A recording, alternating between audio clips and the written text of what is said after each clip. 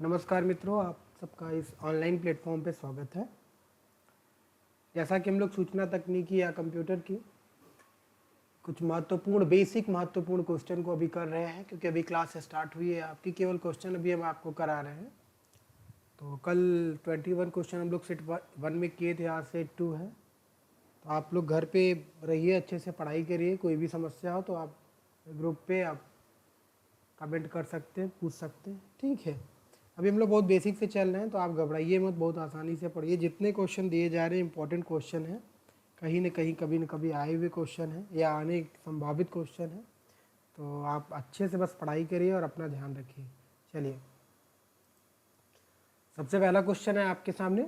गणना और तुलना के लिए कंप्यूटर के किस भाग का प्रयोग किया जाता है? जैसा कि आपने कंप्यूटर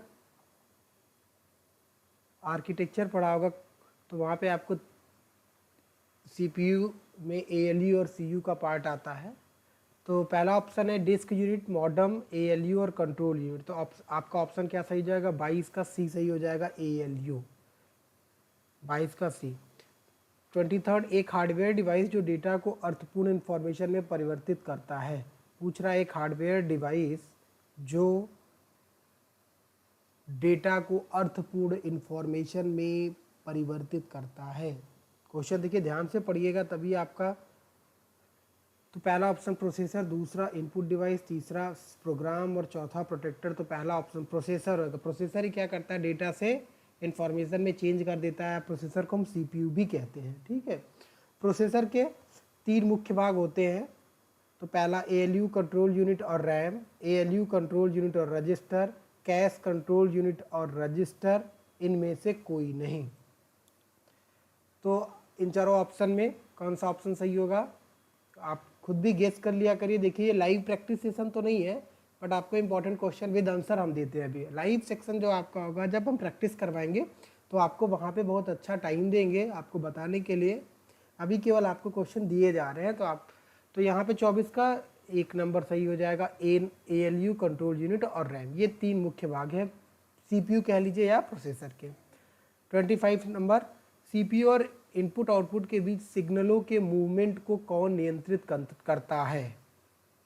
सीपीयू और इनपुट आउटपुट के बीच सिग्नलों के मूवमेंट को कौन नियंत्रित करता है? Option A control unit, option B ALU, option C memory unit, option D इनमें से कोई नहीं।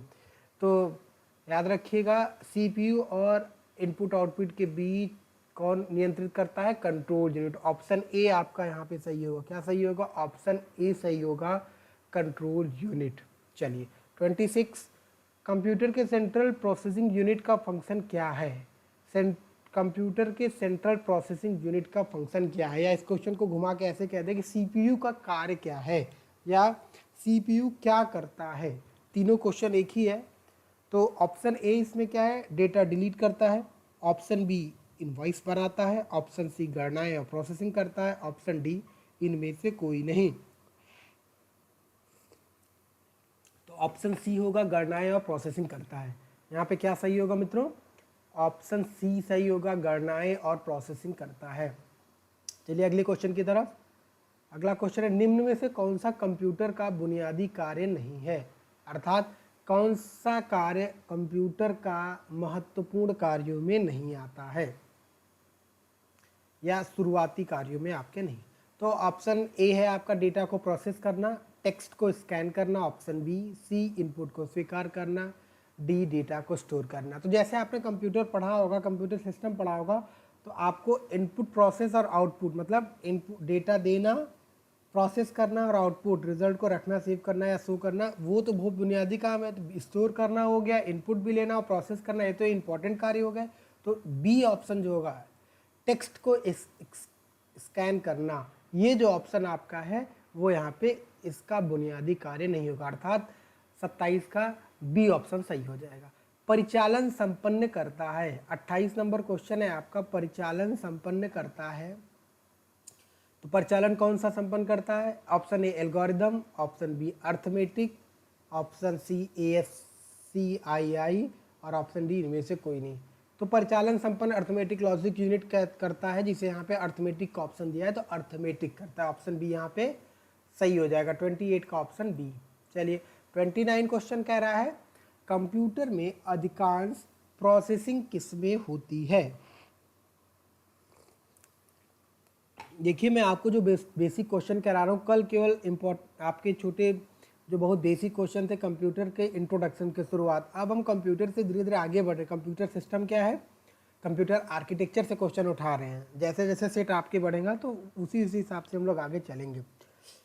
तो उसी में आपका क्वेश्चन है कंप्यूटर में अधिकांश प्रोसेसिंग किसमें होती है, मदरबोर्ड, मेमोरी, CPU और रैम। तो ऑप्शन सी सही हो जाएगा, CPU में सारी प्रोसेसिंग किसमें होती है, ज़्यादातर CPU में होती है।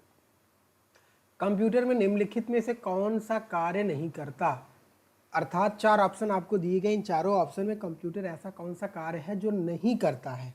पहला ऑप्शन प्रोसेसिंग, बी अंडरस्टैंडिंग, सी इंप्यूटिंग और डी आउटपुटिंग। तो ऑप्शन यहाँ पे बी सही हो जाएगा। आपको पता होगा कि कंप्यूटर क्या है, मानव निर्मित है, कृत्रिम बुद्धि वाला, तो वो समझ नहीं पाता, अंडरस्टैंडिंग उसकी नहीं होती है। बाकी प्रोसेसिंग, इंप्यूटिंग है, इनपुटिंग होगा यहाँ पे, तो आउटपुटिंग, ये तीनों काम करता है, जबकि अंडरस्टैंडिंग नहीं करता। देखिए मैं आपको एक ही टॉपिक के कई सारे क्वेश्चन करवा दे रहा हूँ ताकि कोई भी क्वेश्चन आए तो आप बहुत आसानी से कर ले जाएं। चलिए 31 क्वेश्चन, प्रमुख मेमोरी किसके समन्वय से कार्य करती है। जैसे मेमोरी की बात किया जाए तो मेमोरी दो आपकी प्रकार की मेमोरी है मुख्यतः।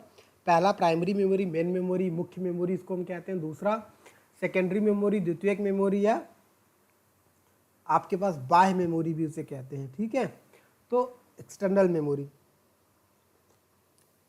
तो जो मेन मेमोरी या इंटरनल मेमोरी उसके बारे में पूछ रहा है कि प्रमुख मेमोरी किसके समन्वय से कार्य करती है। तो जब आप मेमोरी का स्ट्रक्चर पढ़े होंगे तो उसमें देखे होंगे कि मेमोरी जो है किसके संपर्क में कार्य करती है। इंटेल पहला ऑप्शन, दूसरा विशेष कार्य कार्ड, सी रैम और डी CPU। तो ऑप्शन डी सही होगा, ठीक। CPU के समन्वय में कार्य करती है, प्रोसेसर के समन्वय में आपकी मेन मेमोरी कार्य करती है। 32 नंबर, माइक्रो प्रोसेसर जो कंप्यूटर का मस्तिष्क होता है उसे कहा जाता है। Option A software, option B microchip, option C macrochip, option D सभी कथन सत्य है। तो ऑप्शन बी सही होगा। माइक्रो प्रोसेसर कई सारे प्रोसेसर को लेके बना होता है, तो उसके कार्य करने के लिए जो माइक्रोचिप लगी होती है वही उसके मस्तिष्क की तरह कार्य करता है। अगले क्वेश्चन की तरफ, क्वेश्चन नंबर 33, कंप्यूटर द्वारा प्रोड्यूस किया गया परिमाण है। तो जब आप इनपुट देते हैं तो फिर आपको इनपुट दिया, प्रोसेस हुआ, डेटा आपको मिलता है। तो क्या कह रहा है, कंप्यूटर द्वारा प्रोड्यूस किया परिमाण क्या है, मेमोरी, बी डेटा, सी आउटपुट और डी इनपुट। तो बहुत आसान क्वेश्चन, आउटपुट होगा, ऑप्शन सी सही हो जाएगा। कंप्यूटर द्वारा प्रोड्यूस किया गया परिमाण आउटपुट है। इनपुट का आउटपुट में रूपांतरण किया जाता है, किसके द्वारा इनपुट का आउटपुट में रूपांतरण किया जाता है, बहुत आसान क्वेश्चन। मेमोरी द्वारा, CPU द्वारा, इनपुट और आउटपुट द्वारा, पेरिफेरल्स द्वारा। तो मेमोरी द्वारा नहीं, ऑप्शन बी सही हो जाएगा, CPU द्वारा किया जाता है। प्रोसेस्ड डेटा को कहते हैं या किसे कहते हैं, प्रोसेस डेटा किसे कहते हैं। तो ऑप्शन आपके हैं A output, B process, C input और डी सभी।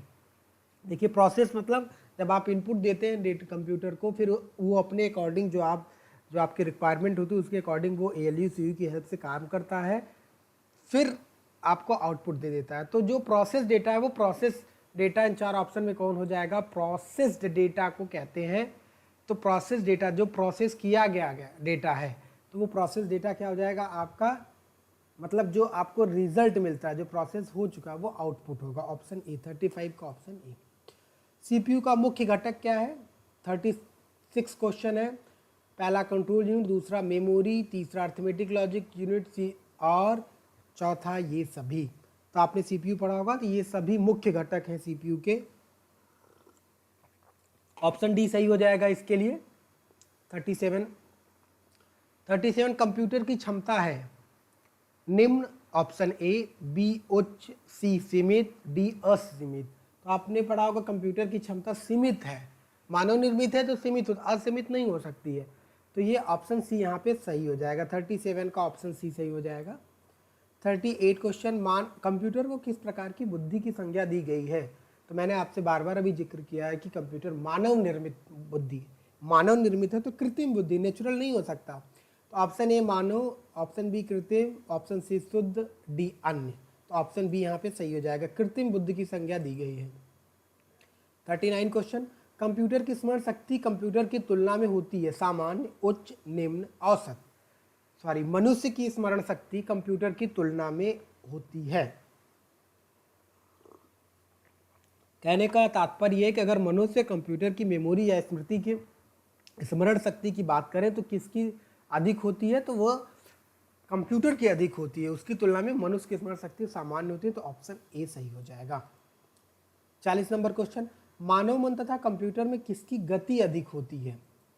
पूछ रहा है कि मानव मन और कंप्यूटर इसमें किसकी गति अधिक होती है। तो आपने बहुत सारा पढ़ा होगा कि कई कंप्यूटर के टाइप्स पढ़े होंगे और उन सब में आपको अलग अलग उनकी स्पीड के बारे में बताया गया होगा। तो अगर उन सबको भी देखा जाए तो मानव मन का जो होता है गति वो सबसे अधिक है, कंप्यूटर से भी अधिक। आप बैठे बैठे सोचते सोचते यहाँ से मुंबई फिर अमेरिका और किसी अन्य देश में पहुँच जाते हैं, तो ये मानव मन की गति है। 41 क्वेश्चन, ईडीपी क्या है? ये क्वेश्चन खूब पूछता है। ईडीपी क्या है? ईडीपी का पूर्ण रूप क्या है? ईडीपी का फुल फॉर्म क्या है? पहला option electronic data power, B electronic data personal, C electronic data part और डी इलेक्ट्रॉनिक डेटा प्रोसेसिंग। तो ऑप्शन डी सही हो जाएगा, electronic data processing. 42 question, computer में सूचना किसे कहा जाता है? देखिए जो भी कभी कभी क्वेश्चन आपके हमेशा ऑप्शन पे डिपेंड होता है, तो ऑप्शन जैसे रहे वैसे आप पढ़ा करिए, वैसे समझा करिए। इसमें ऑप्शन डेटा, संख्याओं को, एकत्रित डेटा को, ये सभी। कंप्यूटर में सूचना किसे कहा जाता है? डेटा को, संख्याओं को, एकत्रित डेटा को, ये सभी।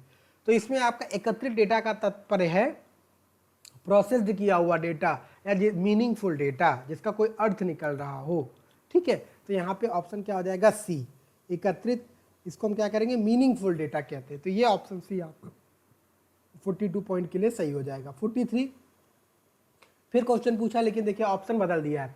कंप्यूटर में डेटा किसे कहा जाता है? अभी आपसे पूछा गया कि सूचना किसे कहा जाता है, पूछ रहा डेटा किसे कहा जाता है या डाटा किसे कहा जाता है। ऑप्शन ए चिन्ह को, ऑप्शन बी संख्या को, ऑप्शन सी दी गई सूचना को और ऑप्शन डी चिन्ह व संख्यात्मक, मतलब ऑप्शन ए और बी दोनों को मिला के कह रहा है। तो ऑप्शन डी सही हो जाएगा। आपने पढ़ा होगा कि डेटा क्या होता है? बिल्कुल रॉ फैक्ट एंड फिगर्स होते हैं, जो आंकड़े होते हैं आपके, वो क्या होते हैं? चिन्ह होते हैं, संख्या हो सकते हैं। तो ये ऑप्शन डी इसके लिए सही हो जाएगा। 44 इनपुट का आउटपुट में रूपांतरण किसके द्वारा किया जाता है? ऊपर भी क्वेश्चन था ये, बट ये थोड़ा सा मॉडिफाई क्वेश्चन है, बदल दिया गया है। मेमोरी, स्टोरेज, सीपीयू और इनपुट आउटपुट में सीपीयू। ऑप्शन सी सही हो जाएगा इसके लिए। 45 कंप्यूटर में जाने वाले डेटा को क्या कहा जाता है? अर्थात कंप्यूटर में जाने वाले या कंप्यूटर में यूज़र द्वारा दिए जाने वाले आप जो जानना चाहते हैं कंप्यूटर से, तो आप जो डेटा देते हैं उसे क्या कहते हैं? तो एल्गोरिथम कहते हैं, इनपुट कहते हैं, आउटपुट कहते हैं, कैलकुलेशन कहते हैं। तो ऑप्शन बी इनपुट कहा जाता है। डेटा प्रोसेसिंग का अर्थ है, डेटा प्रोसेसिंग का अर्थ क्या है पूछ रहा है। तो ऑप्शन ए गणना का कार्य करना, ऑप्शन बी डेटा का संग्रह करना, ऑप्शन सी कंप्यूटर की कार्यप्रणाली वाणिज्यिक उपयोग के लिए तैयार करना, ऑप्शन डी।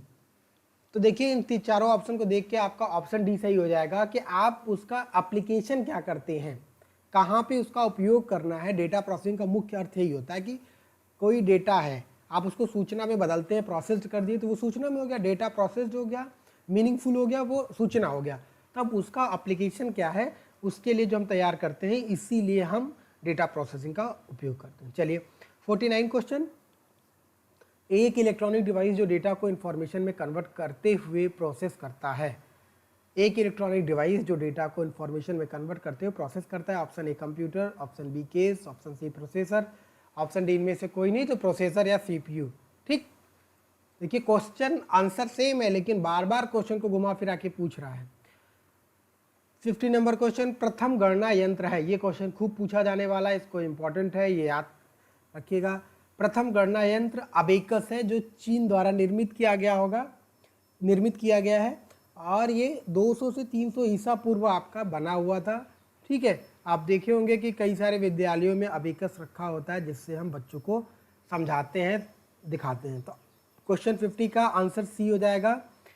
ऑप्शन ए है कैलकुलेटर, ऑप्शन बी है difference engine, option C abacus और ऑप्शन डी है घड़ी, लेकिन ऑप्शन सी ही यहाँ पे सही हो जाएगा, प्रथम गणना यंत्र।